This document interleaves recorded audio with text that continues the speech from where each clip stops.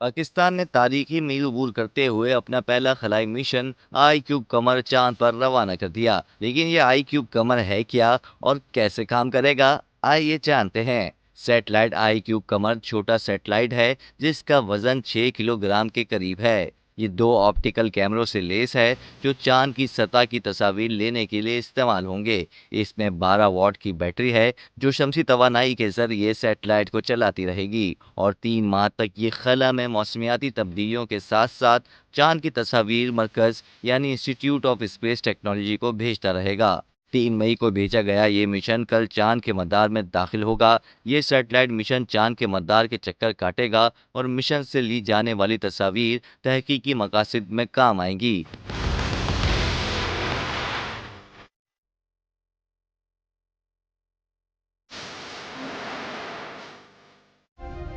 Subscribe करें और bell दबाएं ताकि कोई खबर रह न जाए।